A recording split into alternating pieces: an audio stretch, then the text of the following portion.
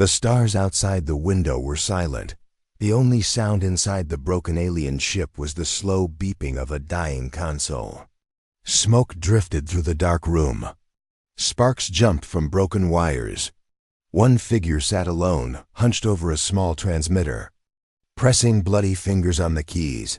His name was Zarkin. He was not a soldier.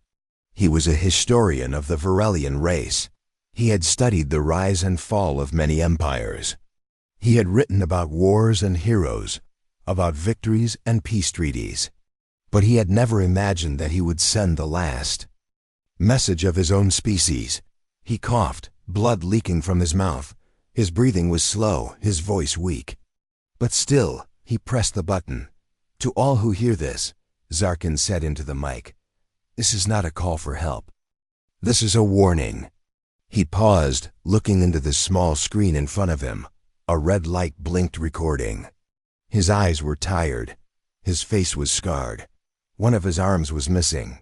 He was barely alive. "Do not fight the humans," he said. "We made that mistake. We thought they were weak.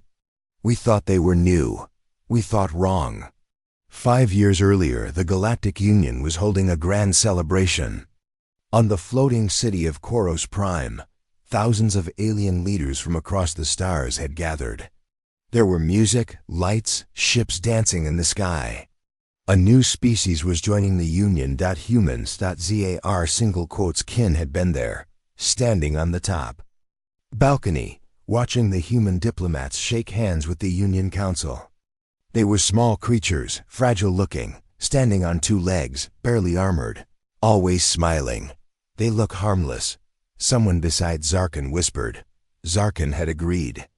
Compared to the Varelians, the humans were slow. They had no advanced weapons. Their ships were simple. Their technology was far behind.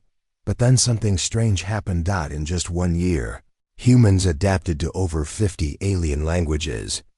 In 2 years, they had rebuilt their ships with faster engines copied from a species they had barely met. In 3 years, they started offering weapons to other species, not to sell, but to help defend them, though no one saw them as dangerous. Just helpful, curious, friendly. That was the first mistake. 3 years later, the conflict begins. It started small. A mining dispute on the edge of the Zirin Belt. A human colony and a Varelian outpost claimed the same asteroid. At first, it was just words. Then, laser warnings. Then one shot fired by mistake. The Varelians expected a quick apology. Or a quick win. Instead, they found a human fleet jumping into the system just hours later. Not to retreat. Not to talk. To fight. Varelian command was confused. Humans were outnumbered and outgunned. Yet they attacked like they didn't care. They moved without fear. They lost ships dozens, but kept pushing forward. Zar. Kin remembered watching the news report on the first full battle. The human soldiers had charged into Varelian bunkers. Some were unarmed. Some used captured alien weapons. They didn't wait for backup. They ran straight into enemy fire, screaming like beasts, not warriors, and they won. Back in the crashed ship, present time. Zarkin coughed again. The smoke was thicker now. The air was getting cold. The planet he had crashed on had no cities, no rescue ships, just sand and old bones. Still, he spoke into the recorder. "We thought they were fighting with desperation," he said. "But it wasn't that. It was something older, something darker." He looked down at a blood-stained datapad. It had a list of battles. Planet after planet. One word repeated at the end of each entry. "Lost. They don't fight like us," Zarkin continued. "They don't stop. Even when they lose, they learn. Even when they die, others take their place. But stronger. Smarter." 1 year into K. The war had spread fast. Over 100 systems were on fire.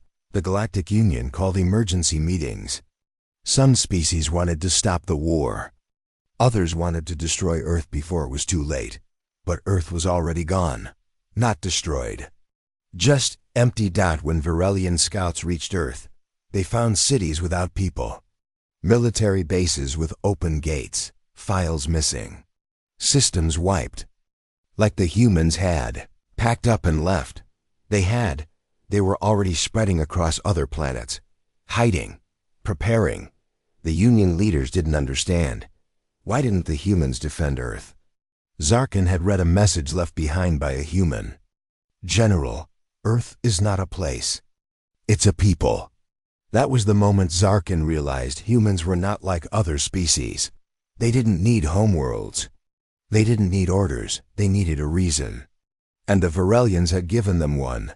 The human Minjarkin had studied their psychology. At first, it made no sense. Humans cried during war, but still fought harder. They missed their families, but refused to retreat. They laughed before suicide missions. Zarkin had read ancient Earth texts. Books of war, pain, survival. One quote stayed in his mind. We are the children of war, born in fire, raised in blood. No other species wrote like that. No other species believed it. One last fight. Arkin's ship had tried to run. After the fall of Uri's 9, they escaped into deep space. There were 50 of them. Scientists, diplomats, and officers. They thought they had left the war behind. Until they received a signal, a human distress call, weak and broken. Some on board wanted to help. Others wanted to ignore it. Zarkin voted to listen. That was his second mistake. They followed the signal to a dead planet. No cities, no ships docked, just one small emergency pod. Inside it. No one, just a recorder playing a loop. They always follow. Too late, they saw the human ship jump in behind them. One ship. Small. But fast. And deadly. In minutes. It disabled Zarkin's cruiser. The humans didn't fire to kill. They fired to cripple, to watch, to study. Zarkin was the only one who escaped in an escape pod. He watched his ship fall into the planet's surface. No fire. Just silence. Final words. The transmitter buzzed. Power was almost gone. Zarkin looked at the screen one last time. If you are another species, if you are thinking of war with Earth, he whispered, don't. His eyes were full of pain. But also something else. Fear. They don't conquer with armies. They conquer with fear, with memory, with stories. And I am now one of those stories. He leaned back. The stars above him were cold. Never fight the humans, he said. Just run. And with that, the screen went black. The stars were silent. Again, but somewhere across the galaxy, Zarkin's last transmission kept traveling. From world to world. From race to race. From mind to mind. And with every replay, a new voice whispered in the dark, never fight the humans.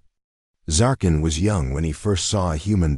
It was the Grand Hall of the Galactic Union on Ural Station. A beautiful place filled with lights, floating statues, and voices in 100 languages.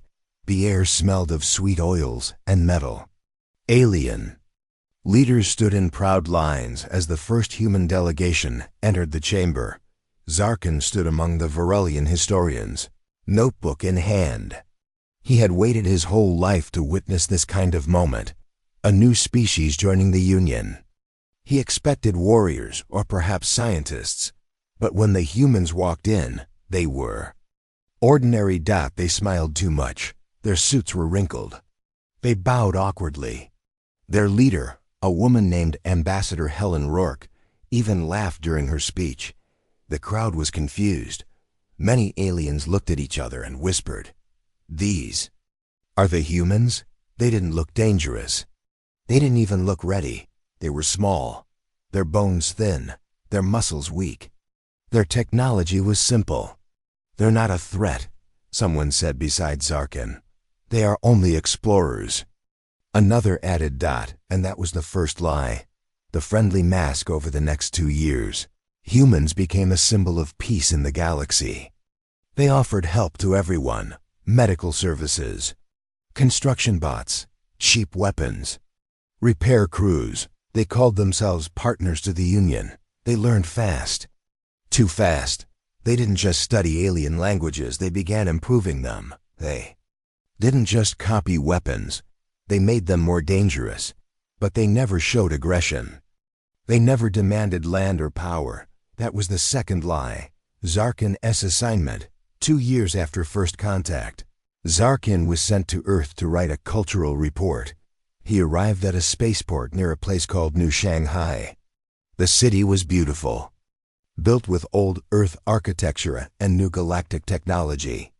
Everything looked peaceful, clean, polite, but something felt wrong. The humans were friendly, yes, but too friendly. Too rehearsed. Zarkin noticed how they always smiled when asked questions. How they avoided direct answers. How they changed topics. When he asked about Earth's military, they took him to museums, libraries, and gardens. But they never took him to factories or training camps. Zarkin was not a soldier, but even he could feel it. They were hiding something. The mistake that same year. A small border skirmish took place between two colonies, one human, one Virelian. Nobody died. It was just a trade argument. A few drones were lost, but the Virelian Council demanded an apology. It was tradition. The humans said no. They said it was a misunderstanding, that both sides were at fault. Zarkin watched the recording of the council meeting. The Virelians were furious. The humans stood calm, emotionless. "We won't say sorry," said one human commander, "because we are not sorry." That was when the council voted to take control of the disputed planet by force. They believed it would be easy. That was the third lie. The unseen training, what no one in the Union knew, not even Zarkin, was that humans had been preparing since the day they entered the galaxy. They studied every species. They downloaded every war record. They learned every strategy. And then they created something terrifying, a simulated war program called Echo Black. It wasn't just training. It was mental reprogramming. Soldiers were dropped into nightmare simulations. They fought in darkness, underwater, in zero gravity, without food, without hope. And they adapted. Some died. The ones who survived became machines in flesh. And those machines were now on the move. The first real fight. The Virelians sent a battlecruiser to the border planet. It carried over 900 soldiers and advanced weapon systems. They expected resistance. They did not expect the entire human colony to vanish. Gone. No bodies, no machines. Just silence. And then, one by one, the soldiers began to disappear. First patrol lost contact. Then another. Only one survivor returned. A pilot, shaking, bleeding, half mad. "They watched us," he whispered. "They played with us. They knew our plans before we even made them." He died 2 hours later. Autopsy found something strange. His brain showed signs of psychological warfare, like he had been through weeks of trauma in a single day. Zarkin read the report. His hands trembled. He knew something terrible had awakened. The lie becomes fear. The Galactic Union tried to hide the news. They said it was an isolated event. But the fear was spreading. Small colonies began reporting missing ships. Trade routes went dark. A Virelian scout drone captured footage of a human ghost unit walking through fire, untouched, faces hidden behind black helmets, moving like one. Mind. Zarkin wrote it down in his journal. They are no longer what they were. They have changed, evolved. The humans we met were only a mask. The human mind unmasked. Zarkin returned to Earth, now under higher security. The city still looked peaceful. But now there were strange changes. Civilians trained in martial arts. Children learned survival drills. Factories worked 24/7 with no outside visitors allowed. He spoke to an old human woman in a market. She smiled. "Why do you train your children for war?" He asked softly. The woman looked at him. "Because we've had peace for too long." Her voice was kind, but her eyes were tired. "We know what comes after peace," she added. "Someone always tries to break it." Zarkin's discovery, the final proof, came through a message he was never supposed to see. A hacked human file, encrypted, hidden in a dark network. Title: Operation Paper Sky. The message was short. Phase 1. Entry. Complete. Phase 2. Observe and influence. Phase 3. Identify threats. Phase 4. Prepare for collapse. Phase 5. Survive at all costs. Zarkin understood that the humans never came in peace. They came with a plan. Back in the present, the burnt planet. Memory faded. Zarkin sat in his broken pod, breath shallow. The wind outside carried ash and dust. He looked into the camera again. First contact was a lie, he said slowly. They did not come to join us. They came to study us. To understand. What would destroy us? His voice broke. They smiled while learning how to break us. He looked up at the stars. They wore kindness like armor. They used peace as a weapon, and we welcomed them. He leaned forward, pressing the final command on the transmitter. If you receive this, he whispered, do not wait for war to begin. If you see a human, run. If you hear them laugh, hide. If they say they come in peace, it's already too late. The final scene somewhere across the galaxy. A small alien child watches the message. He turns to his teacher and asks, Teacher, are the humans still out there? The teacher does not answer. She only closes the screen and whispers, Pray they are not. Zarkin was already dead when the war truly began. His transmission traveled for weeks through space, bouncing between satellites, relays, and abandoned beacons. Most never heard it, but those who did, they believed it. They saw the signs, and by then, it was too late. The humans had already started the war. The spark it began on the planet Tarsis 3, a dry mining world under Varelian control. Workers found strange signs in the rock alien symbols, like warnings. At first, no one cared until the sky broke open. Hundreds of small black ships appeared, no insignia, no lights. They dropped to the surface like meteors. No messages, no demands. Just war. The Varelian base was destroyed in 2 hours. All footage was corrupted. Survivors, only 3 escaped in emergency pods. Their minds were broken. They screamed in their sleep. One kept repeating the same words. They moved like shadows and laughed while we died. The Galactic Union called it a terrorist act, but deep down, some already knew the truth.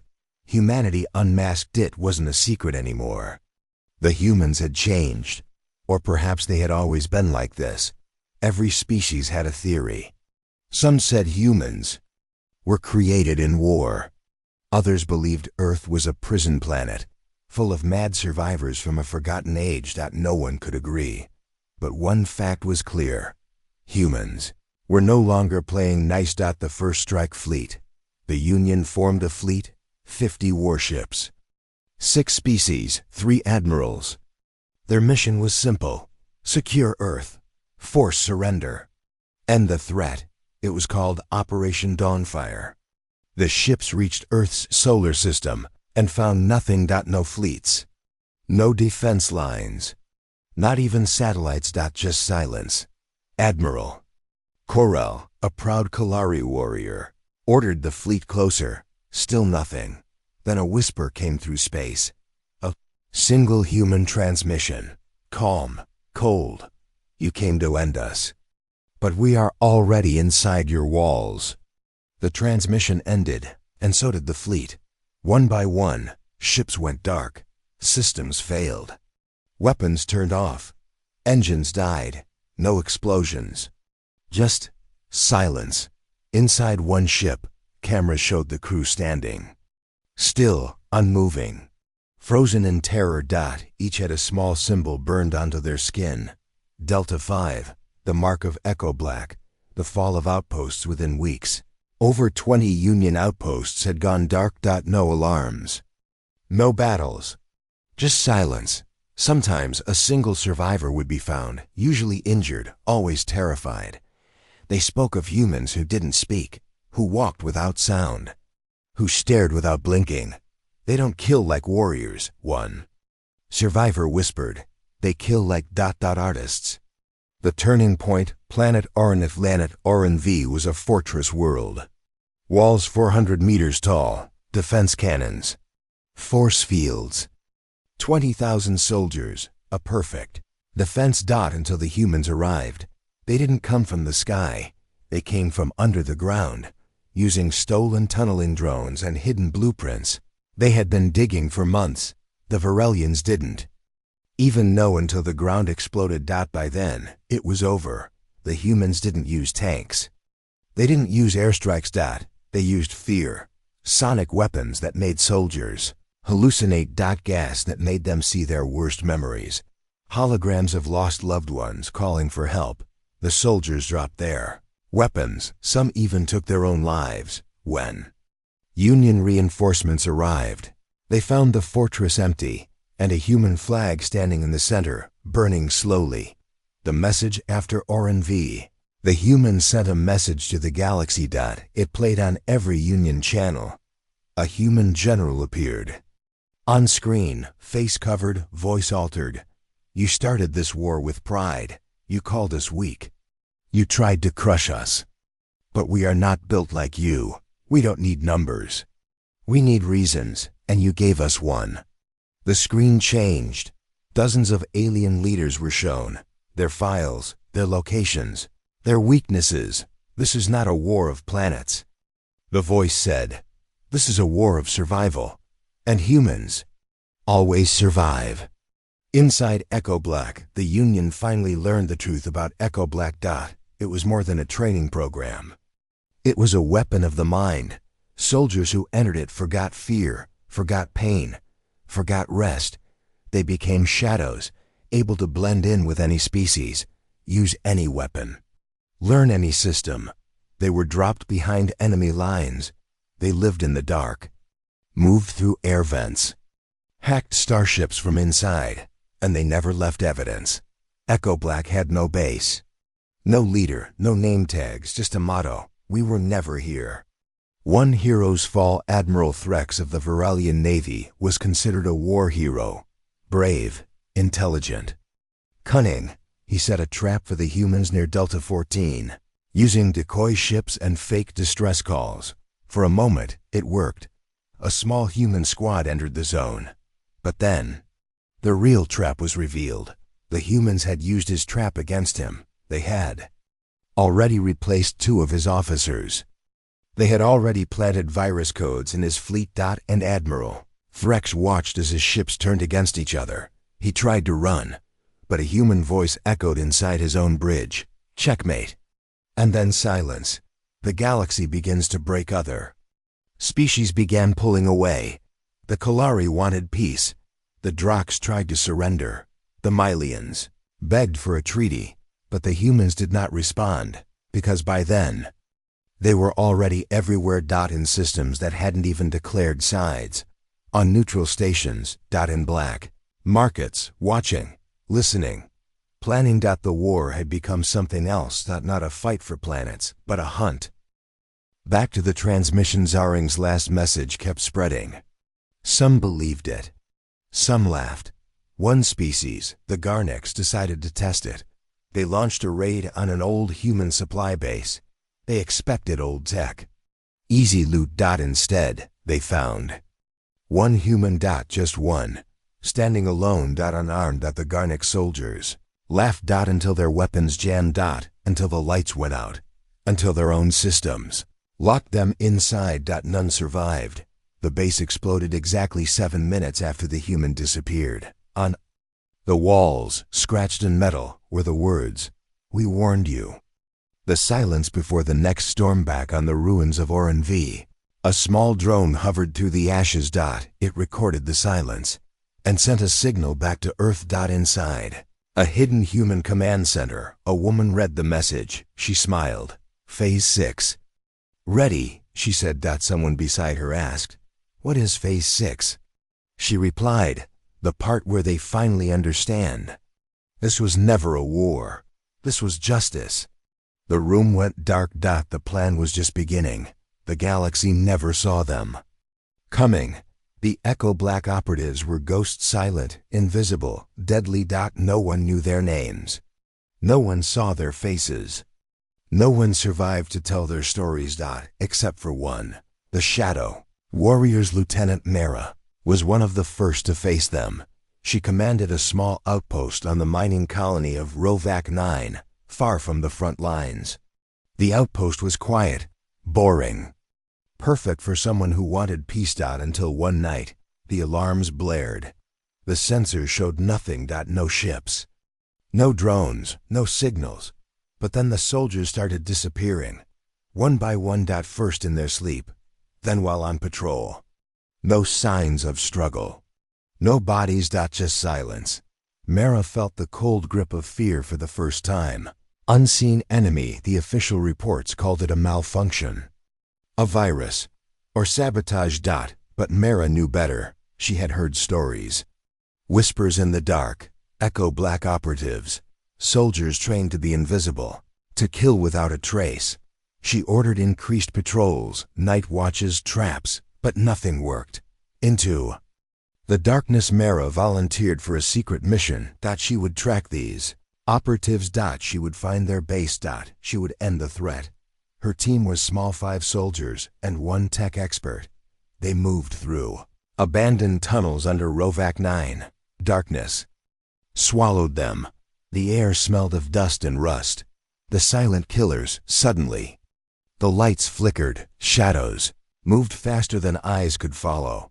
Mara's squad fired blindly, but the Echo Black operatives were already behind them. 1 soldier vanished. Then 2.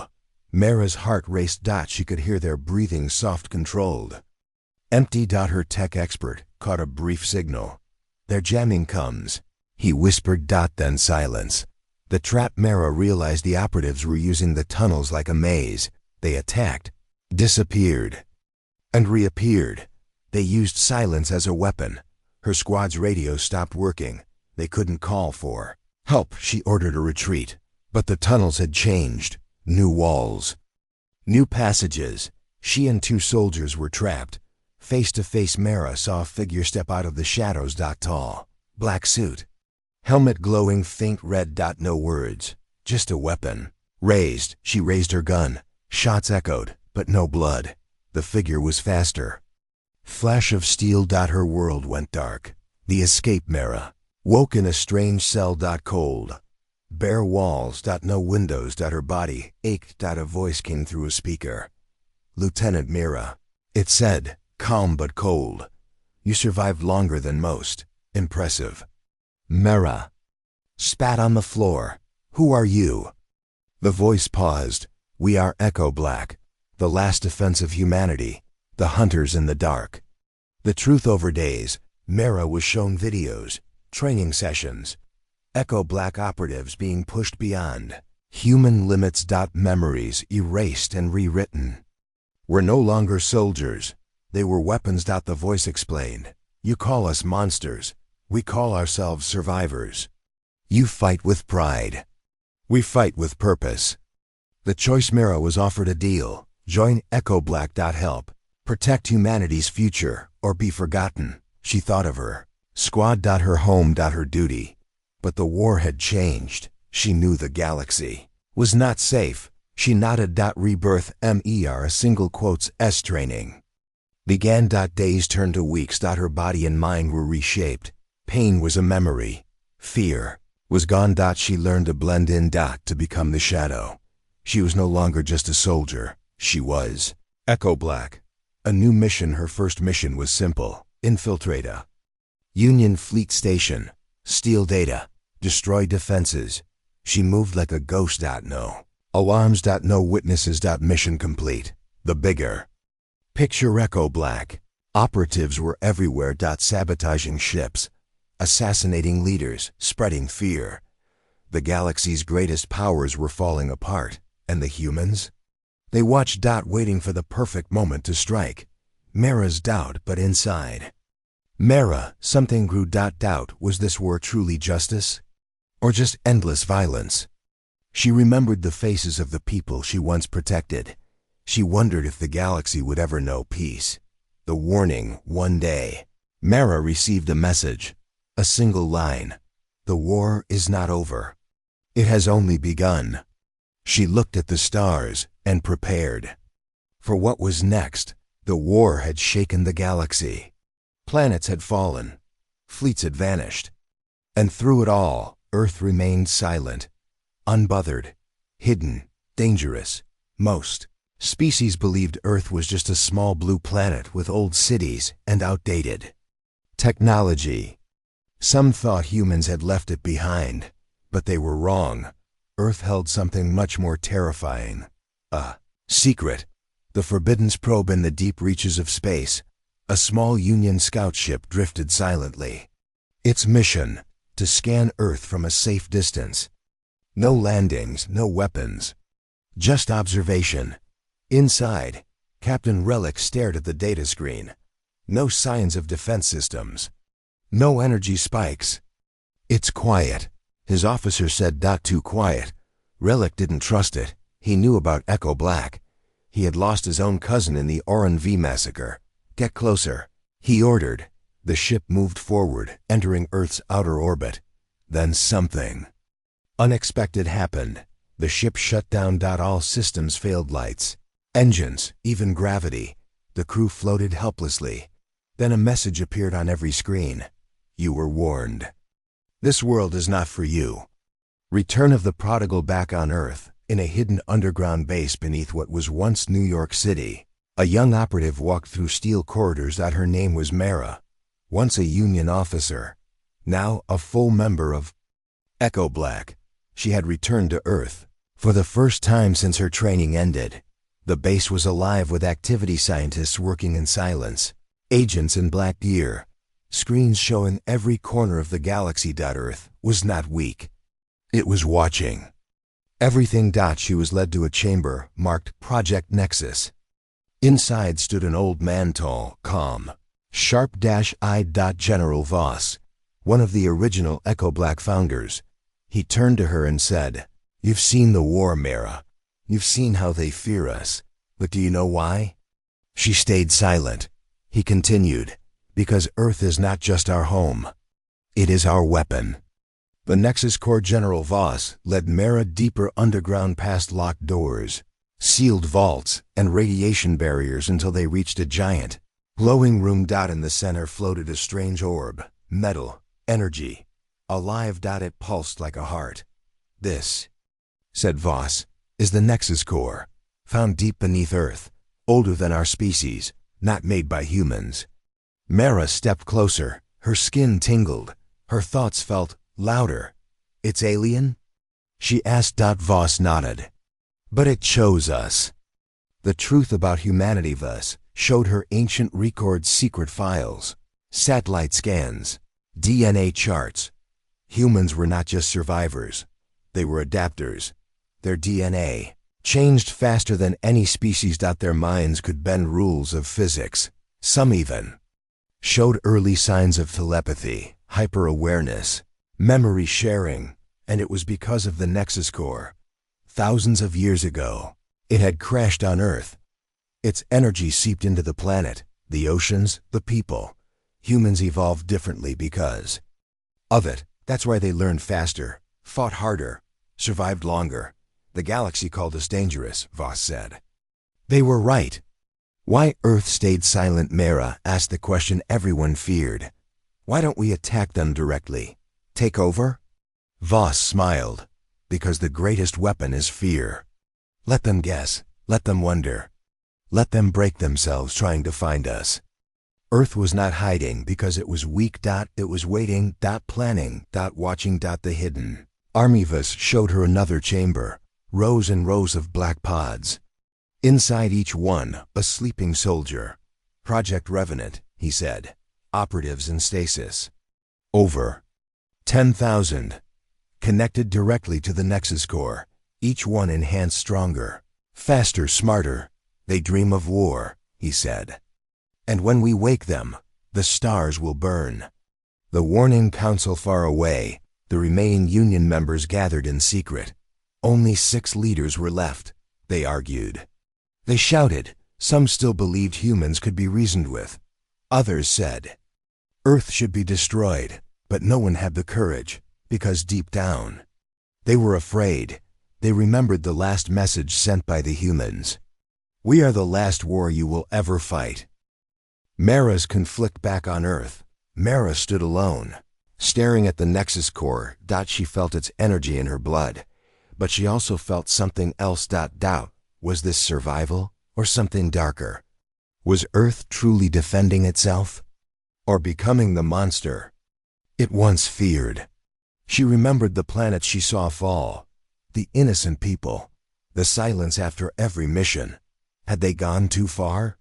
One last message late that night. Mara sent a secret message to an old contact in the Union, a single line. You need to find the Nexus before they wake the sleepers. She deleted all records. She knew what this meant. If Echo Black found out, she would be labeled a traitor. Hunted. But somewhere deep inside, she believed the galaxy deserved the truth. Earth wakes up in the final scene. A soft alarm beeped inside the Nexus chamber. General Voss walked in. A technician spoke. Nexus has finished the scan. Activation protocol ready. Are the sleepers stable?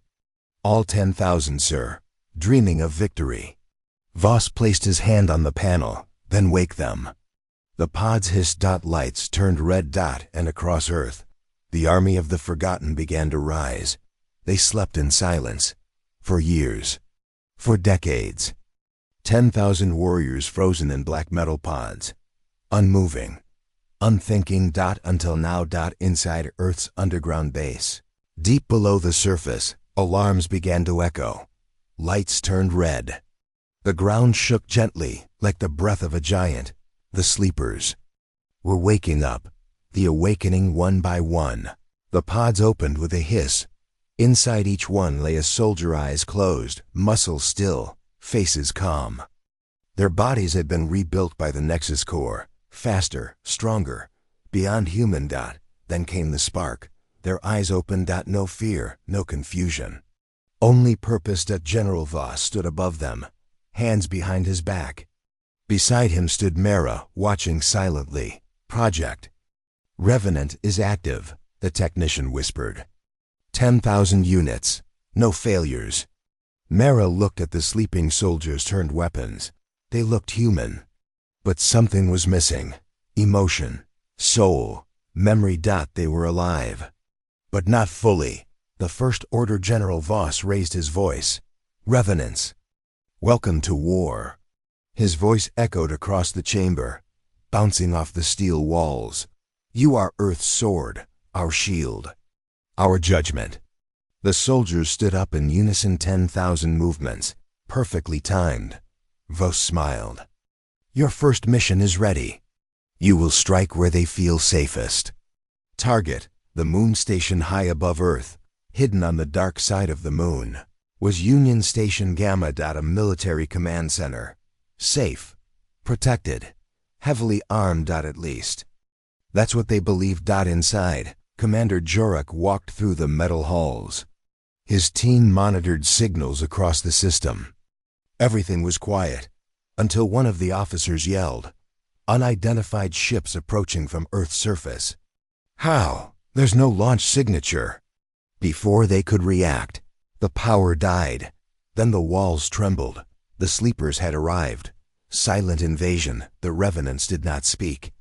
They moved like shadows, fast, precise, unstoppable. Union guards fired everything they had, bullets, lasers, defense drones. But nothing worked. The revenants dodged bullets. They tore through metal. They climbed walls like animals. Within 30 minutes, the entire station was silent. Commander Jorak sent one final message. If anyone hears this, don't fight them, run. Then, nothing. Panic in the galaxy. The news of the moon station's fall spread like fire. Across the galaxy, Union leaders gathered. They watched the footage in silence. Black armored soldiers moving without fear. Without sound. Without mercy. They're not human, one leader whispered. They are humans, said another, eyes wide with fear. This is what Earth has become. The decision some demanded retaliation. Bomb Earth. Destroy the Nexus core. But others hesitated. They remembered what happened to the fleets that tried. And now, Earth had an army. An army that didn't need ships. An army that could appear anywhere. There were rumors. That revenants could breathe in space. That they didn't need food. That they were already hiding inside other planets. Fear spread faster than truth. Mara struggled back on Earth. Mara stood on a balcony, looking down at the revenants training. They fought in silence. Every move perfect. No mistakes. She remembered being like them once. Focused, obedient. But now, she felt something else. Guilt. Was this victory or madness? She walked to the Nexus chamber. The orb pulsed softly, as if breathing. She whispered, "You changed us. But what are we becoming?" A ghost returns that night. She received a hidden message on her private device. Encrypted. Almost impossible to trace. The voice was broken, weak but familiar. "Mara. It's Jorok. I escaped. I need to talk." Her eyes widened. Jorok was supposed to be dead. She had seen his station fall. Could he be lying? Or had someone survived the revenants? The meeting. Mara left Earth in secret. A small cloaked ship. One destination. A broken asteroid base near Jupiter. There, in a dusty chamber, she found Jorok. Older, weaker. His arm gone. But alive. "You've changed," he said. Staring at her armor, she stayed silent. "They're not soldiers, Mara," he said. "They're weapons. They don't understand peace. Only war." She nodded. "I know." "Then help us stop them."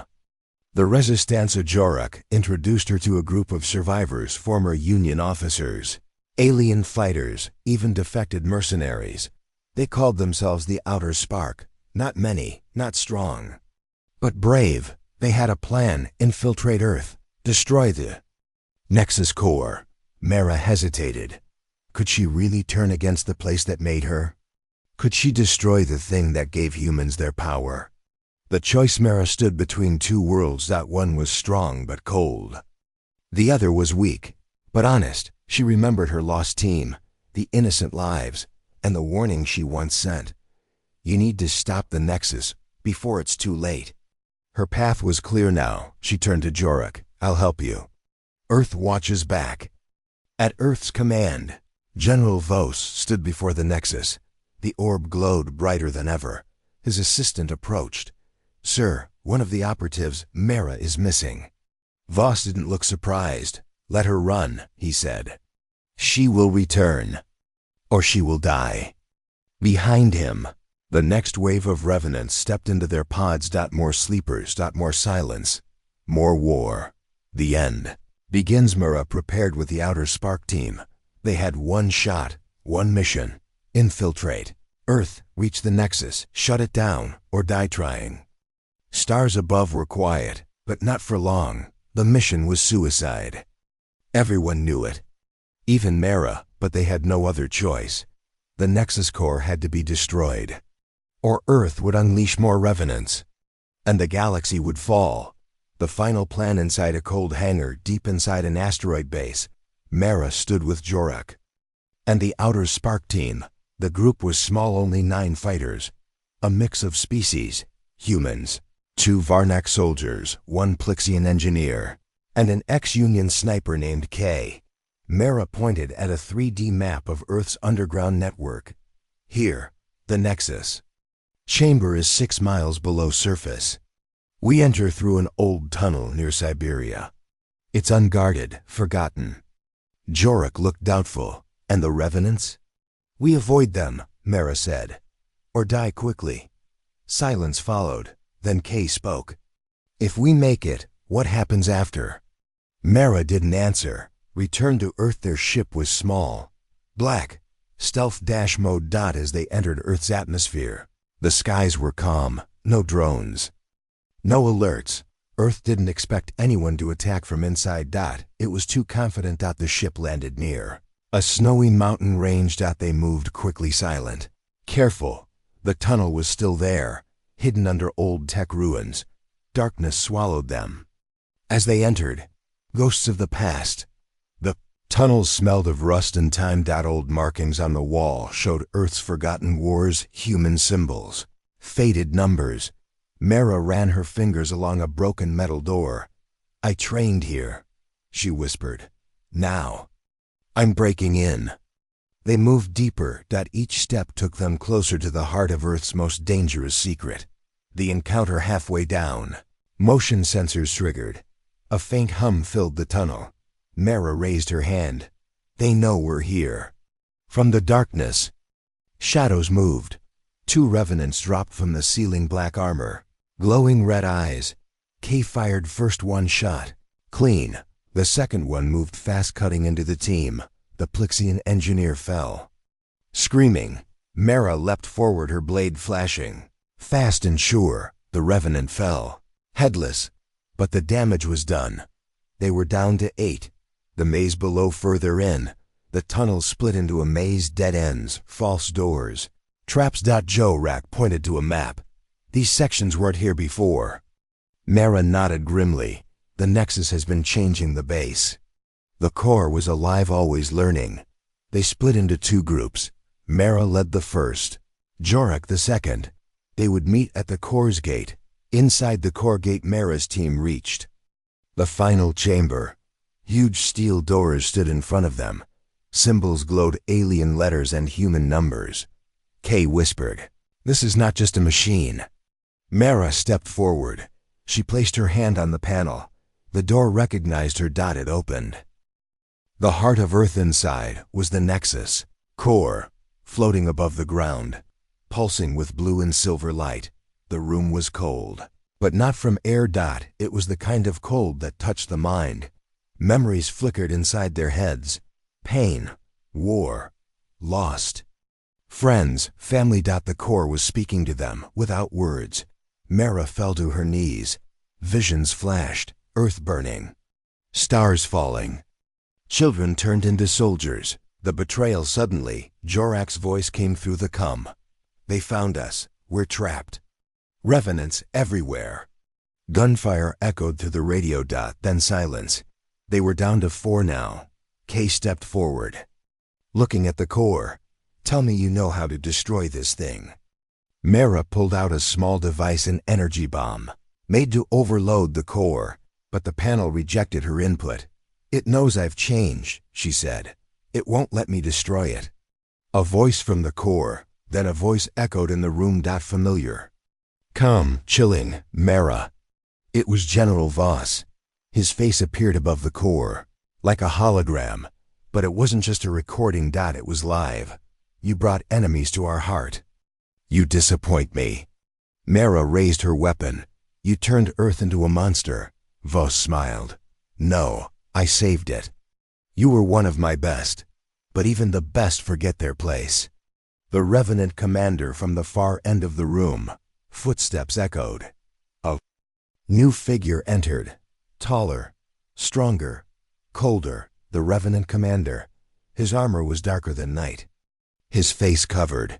He raised his hand and Kay flew across the room, slamming into a wall. The others opened fire. Nothing worked. The commander moved like a shadow. In seconds, 2 more outer spark fighters were dead. Only Mara and Kay remained. Final fight. Mara charged, blade in hand. The commander blocked her strike easily. They clashed, metal on metal, fire on fire. Each blow shook the room. She was fast. He was faster, but she had something he didn't. Memory. She remembered love, fear, regret. The commander only had programming. She tricked him, faked a fall, rolled, and stabbed the device into his chest. A blue flash. The core screamed. "Shut it down." Mara crawled to the console. The bomb blinked red. Armed. She turned to Kay, barely conscious. "Get out." "Not without you." He coughed. She smiled weakly. "I started this. I'll finish it." She placed her hand on the core one last time, and whispered, "Enough." The collapse. The Nexus exploded in light. A shockwave spread through Earth's tunnels. Revenants dropped where they stood. The core was gone. Aftermath weeks later. The galaxy watched Earth. No attacks.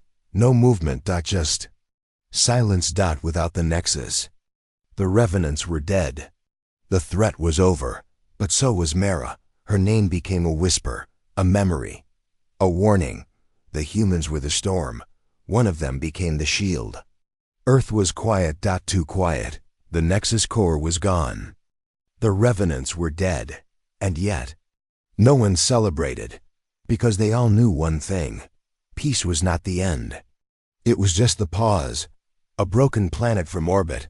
Earth looked normal: blue oceans, green lands, clouds moving slowly, but below, things were not the same. The great cities were empty. Factories had stopped. The underground bases, dark and silent. Without the Nexus, systems collapsed. Energy grids failed. AI controls vanished. Supply chains stopped, and the people who remained were scared. They had depended on the Nexus for everything. Now, they were truly alone. K's mission. K stood on the edge of a ruined tower. He looked out over the wreckage of New Geneva. Smoke rose from broken streets. He held a small transmitter. It's done. You stopped them. But Earth is lost without you. He closed his eyes. Memories of her came like waves, her voice, her courage, her sacrifice. He touched the necklace she had given him before the raid. A simple pendant. But inside, a memory chip. Message from Mara. He inserted the chip into a small reader. Mara's voice played. If you hear this, then I'm gone. But Earth is still alive. The people are scared, but not broken. You must help them rise again, not with war. Not with machines, but with truth. We were never meant to conquer the stars. We were meant to protect them. Kay smiled, tears in his eyes. She was gone, but her mission wasn't. The survivors across Earth. Small groups gathered. Farmers, builders, scientists, old soldiers. They worked with their hands. No Nexus, no AI, just human skill. They repaired cities, planted fields, rebuilt schools, protected each other. One city stood first, Nova Haven, in South America. There a flame was lit, the rebirth of real humanity. The galaxy watches in distant star systems. Alien leaders watched carefully. The Union debated. Should we attack now while Earth is weak? No, said the Varnock leader. We saw what they did with the Nexus. We saw what one of them did. They're dangerous, another added. They're different now, said a third. In the end, the decision was made. No war. No peace. Just distance. Let Earth rise or fall, on its own. Return of the old enemy. But deep in the dark, far beyond the Union's edge, something else stirred. A race older than any known. The core hive. They had once ruled half the galaxy. Until humans pushed them back.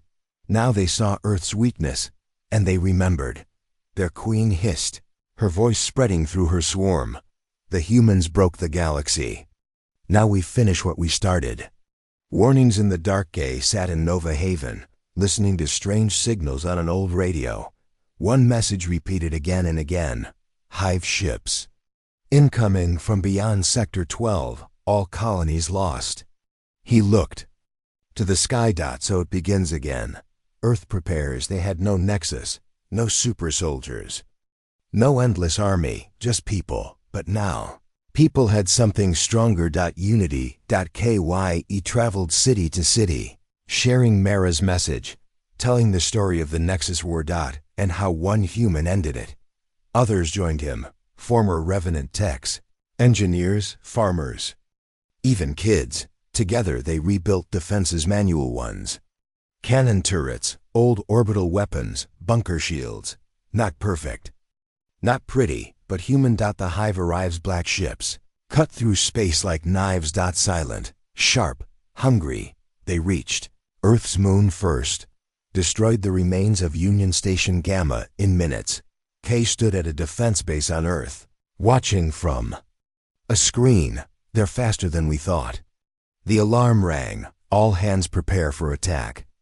The final stand Earth skies turned red as the hive descended. But this time, Earth didn't panic. They fought. Old soldiers led teams on foot. Civilians manned cannons. Ex-Revenant engineers hacked together launch systems. Even children carried supplies to bunkers. And above all, K stood at the front, not with power armor, not with AI drones, just a rifle and a radio. Battle of Nova Haven. The hive dropped waves of soldiers, creatures with claws and wings. Earth's cannons roared. Handmade rockets flew.